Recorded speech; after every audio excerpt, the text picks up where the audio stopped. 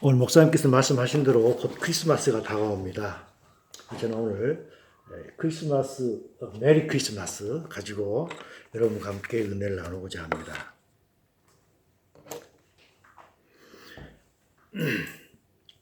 곧 크리스마스가 다가오는데 사실 이번 크리스마스는 저에게는 상당히 의미가 큽니다. 왜냐하면 1년을 왔다 갔다 하면서 있었던 그 크리스마스 때문에 은혜가 크고, 또 여러분들에게도 동일한 그런 은혜가 있는 크리스마스가 되리라고 생각합니다. 왜냐하면 새로 설립된 교회의 주축들로서 모든 분들이 있었기 때문에 이 크리스마스는 하나님께서 커다란 영적인 복을 주지 않을까, 그런 생각을 하게 됩니다. 그런데 보통 크리스마스를 가지고 설교를 하게 되면 마태복음에서는 동방박사 이야기가 나옵니다. 그렇죠? 그다음에 누가복음 가지고 설교를 하게 되면은 이 양치기 소년이 나옵니다. 근데 저는 오늘 뜬금없이 요한복음을 가지고 여러분과 함께 은혜를 나누고자 합니다. 여기서 보면은 제목은 메리 크리스마스지만 부제로서는 영어를 하고 한글을 같이 써놨습니다. 요한복음 5장 25절을 보게 되면 A time is coming이라고 했습니다. 그리고 has come now.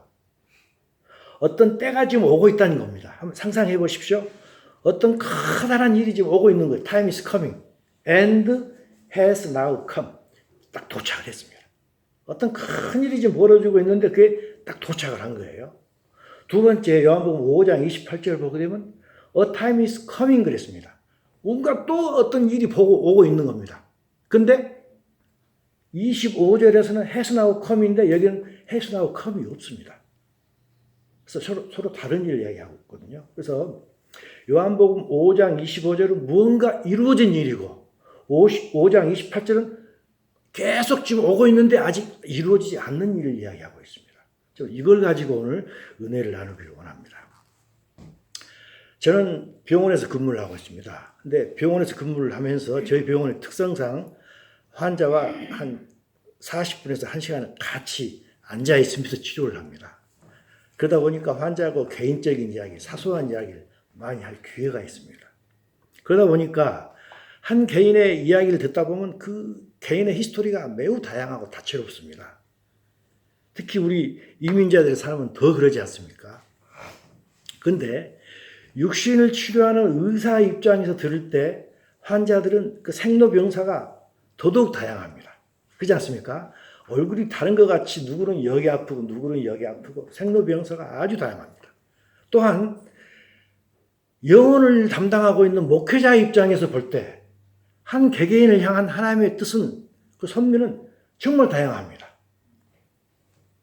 그것뿐 아니라 하나님께서 개개인에 대해서 어떤 뜻을 갖고 있다 보니까 또 사탄도 그걸 반대하기 위해서 또 개개인에 대한 뜻을 가지고 있습니다. 개개인의 삶이 얼마나 파란만장한지 모릅니다. 육적으로도 파란만장하죠. 영적으로도 파란만장해서 이 사람의 이야기를 듣다 보면 참 이럴 수 있을까 하는 이야기, 그걸 제가 계속 듣고 있습니다.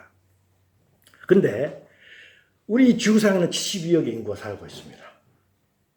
개개인의 삶도 이렇게 파란만장한데 인류 역사는 얼마나 많은 사건으로 점철되어 있겠습니까? 그러지 않습니까?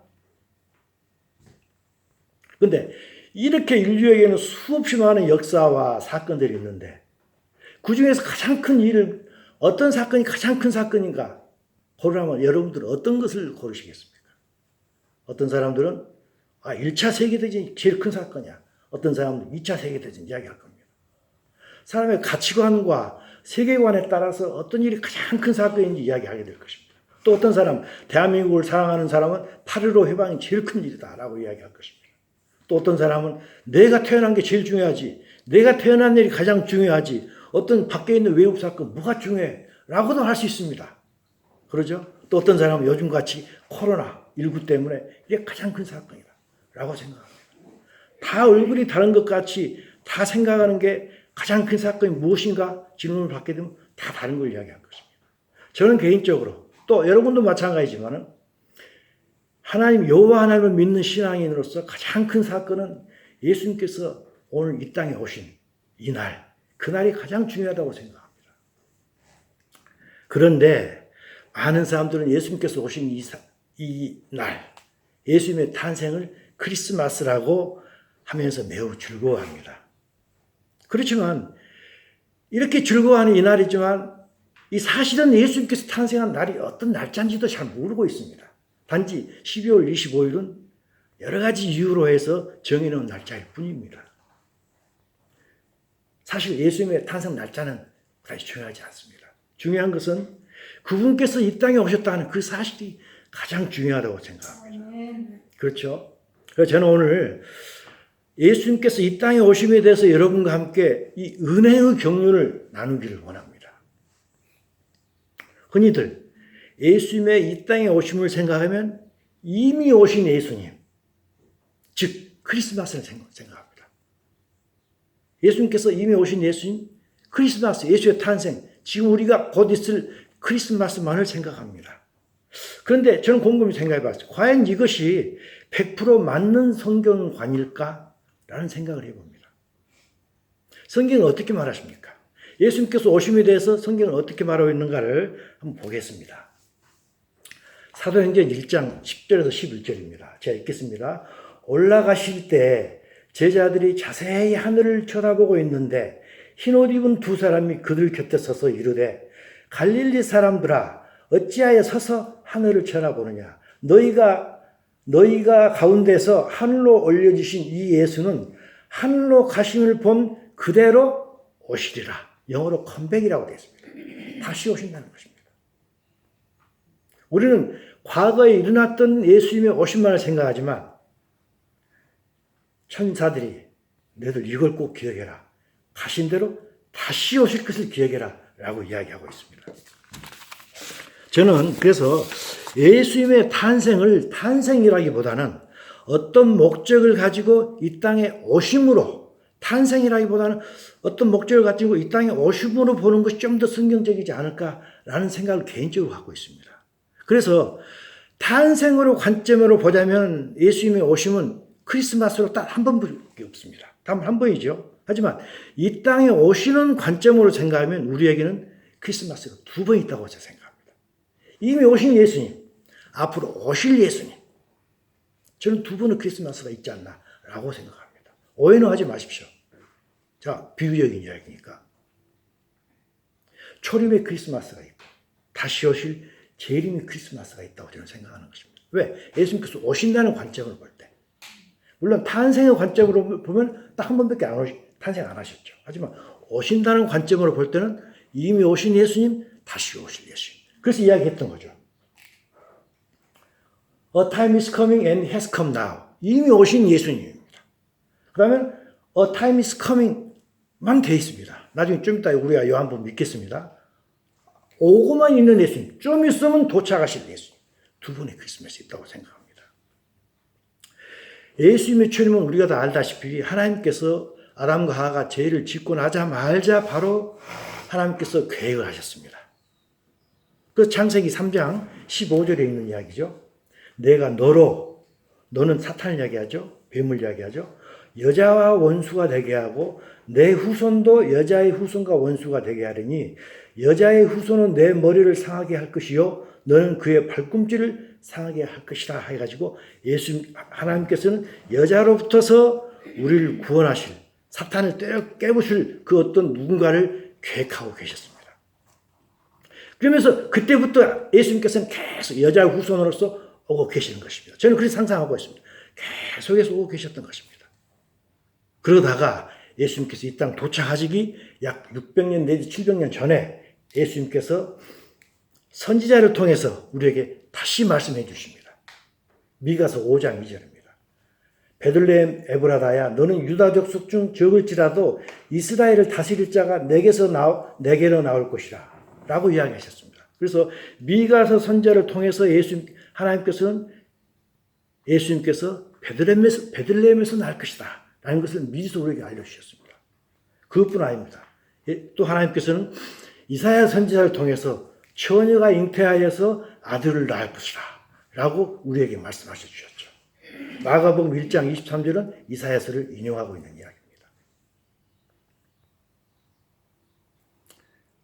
그래서 그러다가 예수님께서 계속해서 그 하나님의 계획 위해서 약 6, 7년 전부터 쭉 오셨던 것입니다. 계속해서 오시고 있다가 드디어 마리아의 몸, 처녀의 몸을 통해서 처녀가 잉타의 아들을 낳을 것이다 했던 대로 처녀의 몸을 통해서 이 땅에 오셨습니다. 그게 아까 이야기했던 A time is coming 하다가 now has come이 된 것입니다. 그러면서 하나님께서는 예수님께서 이 땅에 오셔서 어떤 일을 하셔야 될 것인지 하는 것을 이사야 선지자를 통해서 자세히 구체적으로 이야기하고 있습니다. 이사야서 53장 5절을 한번 보겠습니다. 우리가 익히 알고 있는 구절입니다. 그의 찔림은 우리의 허물 때문이요. 또 그가 상함은 우리의 죄악 때문이다. 그가 징계를 받고 우리는 평화를 누리고 그가 채찍기를 맞음으로 우리는 나음을 입었다.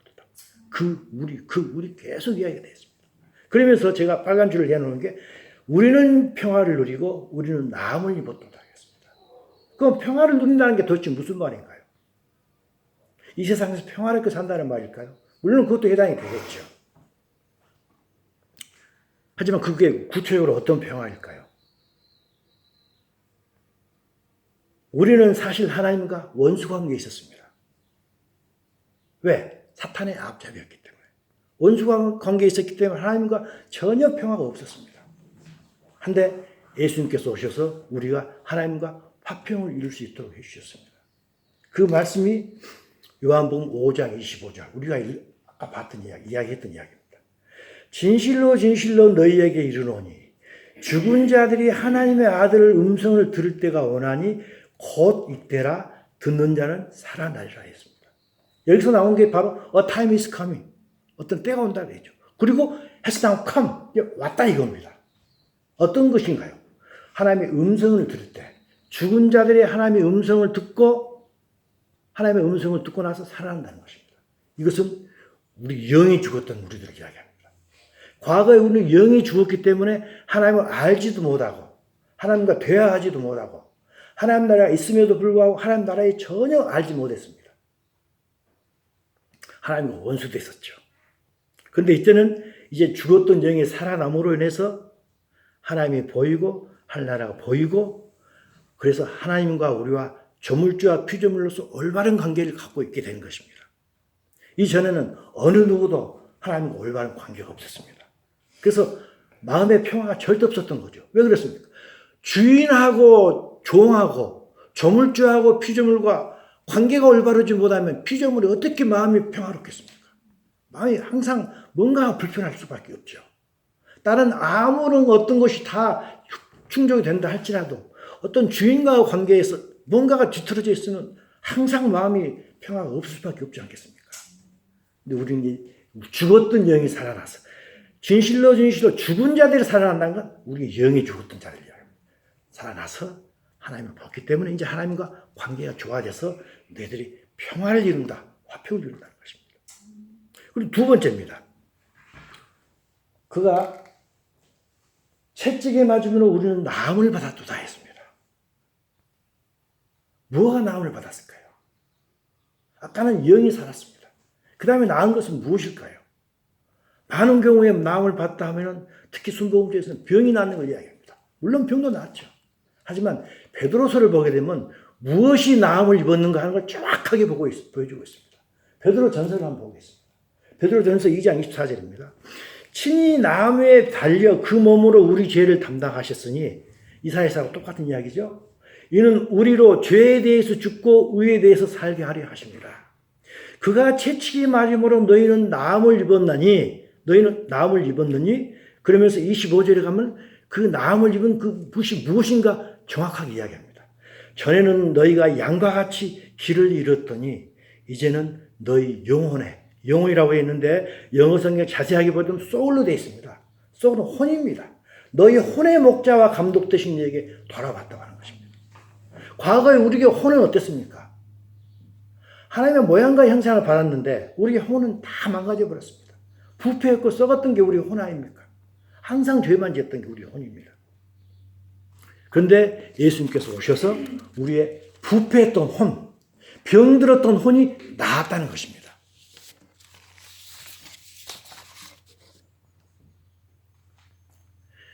첫째는 죽었던 영이 살아나서 우리는 하나님과 올바른 관계를 가짐으로 하나님과 화평을 누리게 됐습니다.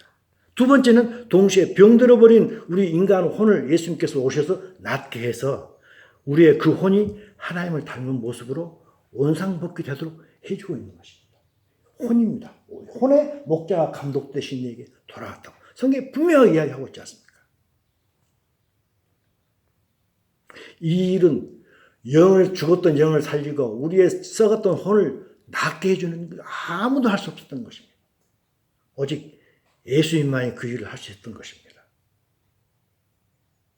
그래서 하나님께서는 예수님을 이 땅에 보내겠다고 6,000년 전에 이야기하시고 점점 오시다가 드디어 이 땅에 오신 것입니다. Now has come이 된 것입니다. 그래서 사도 요한은 유명한 이야기죠. 요한복음 1장 9절 참빛 세상에 왔던 것입니다. 세상에 와서 각 사람에게 비춘 빛, 그 예수님이 오셨다는 것입니다. 세상에 왔다는 것입니다. 드디어 예수님께서 이 땅에 오신 것입니다. It's coming 하다가 has now come이 된 것입니다. 우리 인간은 다 알다시피 영과 혼과 육으로 되어 있습니다. 인간이란 이 영혼육이 다 정상이 될 때 우리는 참명, 만족과 평강과 진정한 기쁨을 누리라고 저는 생각합니다. 예수님께서 초림으로 오셔가지고 방금 이야기 들었던 바와 마찬가지로 초림으로 오셔가지고 우리의 영혼 육 중에 영을 살리시고 혼을 낫게 하셨습니다. 남은 것은 육입니다. 세 가지가 다 만족이 돼야지 인간이란 참 기쁨을 누릴 것인데 두 가지만 좀 좋아지고 있는 것입니다. 육이 남아있습니다. 근데 그 육은 누구나 다 죽습니다. 그래서 혼과 육이 정상화됐다 할지라도 육체의 죽음으로 인하여서 인간은 참 만족을 누리지 못합니다. 두려워하고 있습니다. 그런데 예수님께서 영과 혼만 살리시나요? 우리의 육체까지 살리십니다. 우리의 죽음의 문제까지도 예수님께서는 분명하게 해결해 주십니다.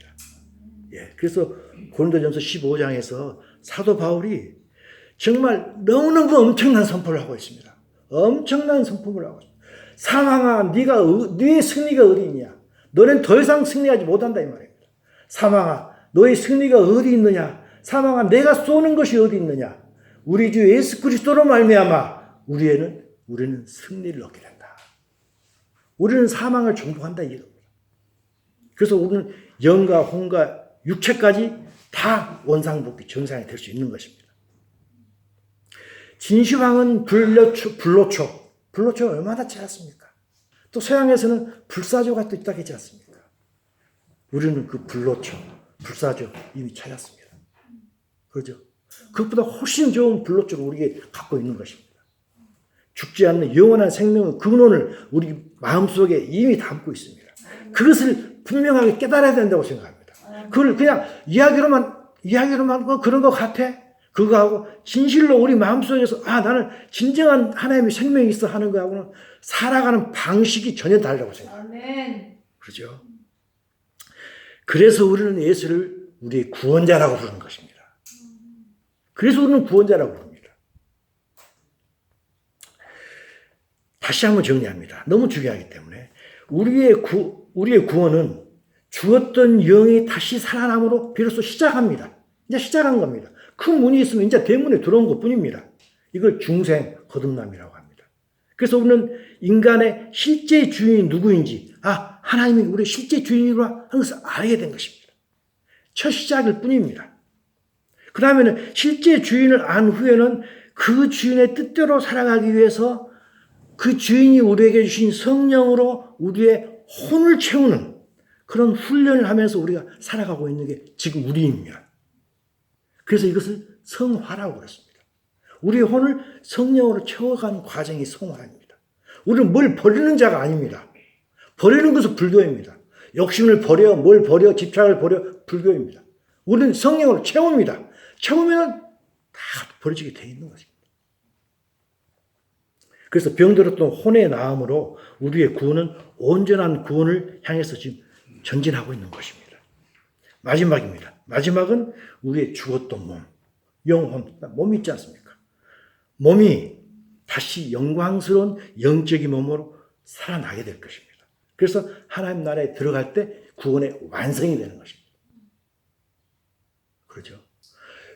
과거에 성막이 있었습니다. 성막 문이 있었고 커튼이 있었고 지성소가 있었습니다. 우리는 지성소까지 들어가야 됩니다. 성막 문에서만 다니는 사람도 있습니다. 성막 문에 들어와서 진설병 구원의 떡이 있으면 그것만 먹는 사람이 있습니다. 또 향로가 있습니다. 그 향로는 기도를 한다고 합니다. 기도만 하는 사람이 있습니다. 그런가 하면 비성소까지 들어와가지고 하나님과 진정으로 같이 대화하면서 하나님의 생명을 먹는 그런 사람들이 있는 것입니다. 그런 사람들이 되어야 됩니다. 그렇다면 우리 구원의 완성, 즉 죽은 몸은 언제 살아날까요? 우리 영은 살아났습니다. 혼은 마음을 바꾸는 도중입니다. 몸은 언제 살아날까요? 이것을 알기 위해서 다시 한번 제가 들어가겠습니다. 요한복음 5장 25절 다시 한번 읽겠습니다. 진실로 진실로 너희에게 이르노니 죽은 자들이 하나님의 아들의 음성을 들을 때가 오나니 곧 이때라. 영이 된 이야기입니다. 자, 이것과 너무너무 비싼 이야기가 5장 28절입니다. 바로 석장 후에 있습니다. 이것을 구분을 할 수 있어야 됩니다. 이를 놀랍게 여기지 말라. 이걸 너무너무 믿기 어려운 이야기다. 이 이야기입니다. 이걸 놀랍게 여기지 말라. 무슨 이야기냐. 무덤 속에 있는 자가, 아까는 무덤 속에 있다고 했지 않습니다. 이건 무덤 속에 있는 자, 죽은 자, 물리적으로 죽은 자를 이야기합니다. 무덤 속에 있는 자가 다 그의 음성을 들을 때가 오나니, 아까도 그의 음성을 들을 때가 있다고 했죠? 여기도 그의 음성을 들을 때가 있다. 그러니까 비슷하게 보입니다. 하지만 내용은 전혀 다릅니다. 여기는 무덤 속에 있는 자고, 아까는 그냥 죽었던 자, 아까 영이 죽었던 자입니다. 이거 육체가 죽었던 자를 이야기합니다. 무덤 속에 있는 자가 들을 때가 오나니, 그러면서 영어 성경에 보면 time is coming으로 끝나버립니다. 왜? 아직 도착하지 않았기 때문에. 오고는 있는 것입니다. 재림이 오고는 있지만 아직 도착하지 않았던 것입니다. 그러면서 29절에 선한 일을 행한 자는 생명의 부활로, 악한 일을 행한 자는 심판의 부활로 나오리라. 우리 몹시 다시 사는 것을 이야기합니다. 그래서 예수님께서는 우리 영을 살리시고 나중에 육체도 분명히 살리시는 것입니다. 그것에 대한 이야기가 엄청 많이 있지 않습니까? 그러나 아직 때가 되지 않은 것입니다. 그래서 아까는 now has come이지만 여기는 has come이 없습니다. 그냥 coming, 오고 있는 것입니다. 이때는 아직 아무도 모릅니다. 언제 도착할지 아무도 모르는 거죠. 이것이 구원의 완성입니다. 도착할 때 구원의 완성이 될 것입니다. 이때는 영혼, 육, 모든 것이 구원이 될 것입니다. 지금 우리가 살고 있는 세상은 already 예수님께서 이미 오셔서 우리를 구원해 주셨습니다. 영구원과 혼의 구원이 이루어지고 있습니다. 그렇지만 but not yet. 아직은 온전한 구원이 아닙니다. already but not yet. 유명한 구절 아닙니까? 하지만 예수님께서 오시면 all done입니다. all done. 그때 참된 만족과 참된 기쁨이 있을 것입니다. 예수님께서는 그리스도 안에서 물리적으로 죽은 우리 자들을 다시 살리기 위해서 분명히 오십니다. 믿습니까? 아멘. 믿지요. 그러죠. 데살로니가 전서 4장 16절 17절 보겠습니다. 주께서 호령과 천사장의 소리와 하나님의 나팔 소리로 친히 하늘로부터 강림하시라니 come down. 하늘 올라가셨지만 다시 come down 하십니다. 강림하시리니 그리스도 안에서 죽은 자들이 믿다가 죽었던 자들이 먼저 일어나고 그 후에 우리 살아남은 자들도 예수님 오실 때 아직 살아남은 자들도 있을 것입니다. 그들도 그들과 함께 죽은 자들이 먼저 일어났던 그들과 함께 구름 속으로 끌어올리는 게 한문으로 휴거입니다. 끌어올려지는 거, 휴거 사건이죠. 끌어올려 공중에서 주를 영접하게 하시리니 그리하여 우리는 항상 주와 함께 있으리라. 예수님 분명히 오십니다. 그걸 오셔가지고 죽은 자들이 먼저 살아나고 살아있는 자들은 다른 몸으로 영적인 몸으로 변화돼가지고 예수님과 끌려서 공중에서 만나서 주와 함께 있는 것입니다. 이것을 요한복음 14장 2절 3절에서 다시 한번 확인해 주고 있습니다. 요한복음 14장은 예수님이 돌아가시기 바로 직전입니다. 내일 십자가에 매달려 죽으신다면 오늘 저녁입니다. 그러면 예수님께서는 나는 내일 죽을 걸 다 알고 계신단 말이죠. 그럴 때 제자들이 얼마나 심란해하고 용기를 잃고 그러겠습니까? 그렇기 때문에 그 마음을 헤아리시고 미리서 하는 이야기입니다. 내 아버지 집에 거할 곳이 많다. 그렇지 않으면 너에게로 일렀으리라. 내가 너희를 위하여 거처를 예비하러 가노니 가서 너희를 예하여 거처를 예비하면 내가 다시 와서 come back again입니다. 다시 와서 너희를 내게로 영접하여 나 있는 곳에 너희도 있게 하리라. 전에 읽었던 데살로니가 똑같은 이야기죠. 우리가 주를 영접하여 주와 함께 항상 같이 있으리라. 여기도 똑같은 이야기죠. 내가 다시 와서 너희를 내게 영접하여 나 있는 곳에 너희도 있게 하리라. 같이 있게 되는 것입니다. 이 사건을 계시록에서는 어떻게 표현하는가 보시죠. 계시록에서는 이것을 혼인사건으로 이야기를 하고 있습니다. 우리가 즐거워하고 크게 기뻐하여 그에게 영광을 돌리세. 어린 양의 혼인 기약이 이르렀다고 했습니다. 우리가 공중에서 예수님 오실 때 들림을 받아가지고 만나는 것, 혼이라고 이야기하는 것입니다. 근데 이때 우리가 즐거워하고 크게 기뻐하자 했는데 이거 읽을 때는 그냥 즐거워하고 크게 기뻐하며 라고 읽으면 안 되리라고 생각합니다. 정말로 큰 소리로 정말 우리는 기뻐하고 즐거워하자. 정말 찬송하자. 라고 정말 온 힘을 다해서 읽어야 될 것입니다. 정말 즐거워하고 정말 큰 기쁨이 있을 것이다 이것이죠. 왜? 마지막에 우리가 예수의 신부로서 예수님과 그 영원히 그곳에 가 있기 때문입니다. 요한계시록 19장 7절 이 말씀하시고 나서 그 다음에 재미있는 말합니다. 천사가 나에게 말하기를, 사도 요한이죠. 말하기를 그걸 기록하라.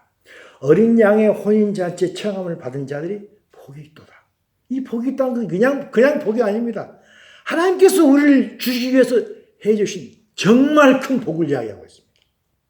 아브라함을 보내셔가지고 네가 너를 믿는 모든 자들에게 너희 족속들에게 복을 주라. 그 복이 바로 이 복인 것입니다. 그 복이지 이 시시한 복 그거 아닙니다. 시시한 복 여기서 잘 살고 잘 먹는 그런 게 복이 아니라 영원히 하나님과 함께 그곳에서 같이 사는 정말로 큰 복을 이야기하는 것입니다. 그러면서 말씀하십니다. 빨간 것이고 이것은 하나님의 참된 말씀이다. 내가 내게 진실로 하는 말씀이다. 이걸 꼭 기록해라. 너무너무 소중한 말이기 때문에 이렇게 하는 것입니다. 우리 모두는 이 혼인잔치에 잘못하면 하객으로 참석할 수도 있습니다. 하객으로 가면 절대 안 됩니다. 예수님의 신부로 초청장을 받아서 가야 됩니다. 그래서 우리가 이렇게 예수님 오실 때 끌어올려서 예수님과 함께 공중으로 올라가는 것. 이것이 기독교 신앙의 하이라이트입니다. 그렇죠? 이것은 우리가 바라는 정말 소원이고 우리만 바라는 게 아닙니다. 하나님께서도 우리가 이렇게 되기를 바라는 진정한 소망하고 있는 게 바로 이것인 것입니다. 하나님께서 우리를 부르시는 부르심의 소망이 무엇인가? 에베소서 1장에서 이야기했습니다. 부르심 소망이 이것인 것입니다. 우리가 이렇게 돼가지고 예수님과 영원히 사는 것. 이게 우리의 소원이지만 또 하나님의 소망인 것입니다. 그래서 사도 바울은 고린도 후서를 통해서 이야기합니다. 참으로 우리가 여기 있어서 땅에 있으면서 탄식하면서 하늘로부터 오는 우리 처소로 덧입기를 간절히 사모한다.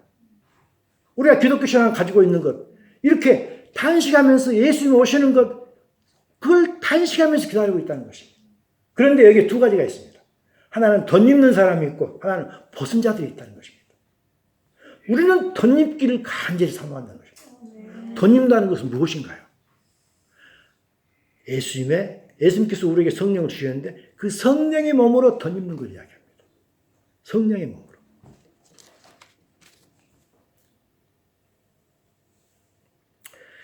우리의 죽은 몸이 부활돼가지고 영적인 몸으로 변화되는 것. 그것이 덧입는 자입니다. 또 하나는 벗은 자들을 발견된다 하겠습니다. 벗은 자들은 어떤 사람들인가요? 벗은 자는 부활은 되었을 때 영적인 몸으로 덧입지 못한 자들입니다. 영적인 몸으로 덧입지 못하면 이 몸으로 예수님께 나갑니다. 이 몸은 얼마나 추한 몸입니까? 썩을 몸이죠. 수치스러운 몸입니다. 영적인 몸은 정말 영화스러운 몸입니다. 수치스러운 내 몸을 이야기합니다. 그래서 우리가 이 땅에 있으면서 정말 원하고 탄식하면서 간절히 사모하는 게 뭐냐? 죽었다가 예수님 오실 때 부활돼가지고 덧입는 자로서 영광의 몸으로 부활되는 게 원하는 것입니다.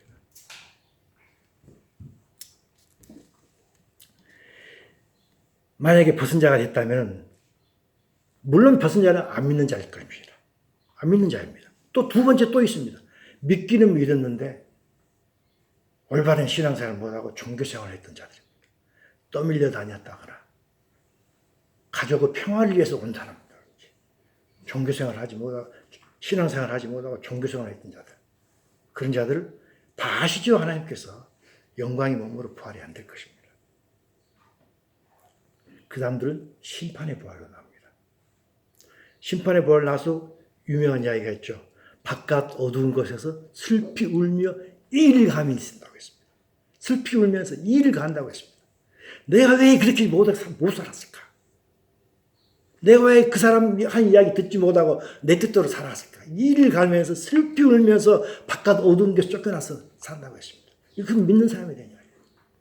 안 믿는 사람은 도움할 수 없는 것이죠. 자기는 오실 때 분명히 구원을 받아서 영광스러운 몸으로 부활돼서 예수님의 손을 잡을 줄 알았는데 벌거벗은 자로 드러난다면 얼마나 수치스럽겠습니까? 초림에 의해서 예수님의 우리의 영과 혼이 구원되었다면 재림에 의해서 우리의 몸까지 구원이 되는 것입니다. 이것이 구원의 완성입니다. 그래서 예수님은 구원의 완성을 위해서 반드시 다시 와야 되는 것입니다. 이것을 전인적인 구원이라고 합니다. 결론을 내리겠습니다.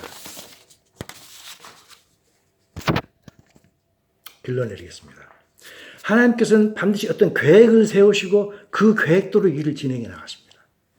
성경은 그 계획을 미리서 보여주는 하나님의 말씀입니다. 틀림없는 이야기죠. 성경은 하나님의 계획을 갖고 계시고 우리에게 그 계획을 다 말씀해 주십니다. 다 그냥 비밀스럽게 안 갖고 있습니다. 다 그대로 말씀하십니다. 따라서 성경에는 이미 이루어진 인류의 모든 역사와 또 앞으로 이루어질 역사가 모두 포함된 게 성경책입니다. 하나님의 약속의 말씀들은 모두 다 이미 성취되었습니다. 이제 남은 것은 예수님이 다시 오실 것, 우리의 부활과 휴거, 하나님의 나라, 그리고 마지막 심판, 그리고 새하늘과 새 땅이 남아있습니다. 과거의 약속의 모든 것이 성취되었듯 이 모든 것 역시 그대로 성취될 것입니다. 왜냐하면 하나님은 너무너무 신실하신 분이기 때문입니다. 우리는 잘못하면 우리가 신실하지 못하듯이 하나님도 그러지 않을까라고 생각합니다. 하나님은 정말 신실하다고 저는 생각합니다. 네, 정말 그렇습니다. 그러면서 요한계시록 처음 시작할 때 1장 3절에서 이 이야기를 합니다. 이 애언의 말씀을 읽는 자와 듣는 자와 그 가운데 기록한 것을 지키는 자는 복이 있나니 때가 가까움이라 그랬습니다. It's coming입니다. 예수님께서 It's coming이지만 아직은 때가 오질 않았습니다. 때가 아직도 가깝습니다. 아직 가까울 정도일 뿐입니다. 저는 개인적으로 예수님 다시 오실 때가 아주 가깝다고 느낍니다. 과거에는 수백 년 사이에 걸쳐서 이루어질 일들이 요즘은 불과 1, 2개월이면 다 이루어져 버리지 않습니까? 얼마나 빨리 지나갑니까? 그리고 최근 1, 2년 사이에 세상은 정말 요동을 치고 있습니다. 코로나로 요동을 쳤죠. 지금 미국을 보십시오. 저는 미국 그 선거에 대해서 관심이 매우 많습니다. 왜냐하면 성경의 역사와 비교해 보기 위해서. 너무너무 요동을 치고 있습니다. 이럴 수가 없습니다. 소설에서 일어날 만한 일이 미국에서 일어나고 있습니다. 인류 역사상 이런 혼돈은 없었다고 생각합니다. 물론 제가 아직 사는 게 오랜 세월을 살았지 않았지만 인류 역사상 정말 이런 혼돈은 없다고 생각합니다. 좀 있으면은 전 세계적인 평화가 올 것입니다. 반드시 오게 되어 있습니다. 그리고 복음이 전 세계에 퍼질 것입니다. 왜? 하나님께서 모든 사람들에게 균등한 기회를 주기 위해서. 북한, 중공, 아직 복음 들어는 것 같지만 제가 알잖아요. 제 사이가 중국 사람이니까. 아직도 멀었어요. 중공, 아직도 멀었습니다. 교회 못 다닙니다, 지금. 특히 시골로 갈수록 교회 아예 못 다닙니다. 아예. 예수님에게 다시 예수님 믿을 기회를 모든 사람에게 주시고 나서 예수님께서 오실 것입니다.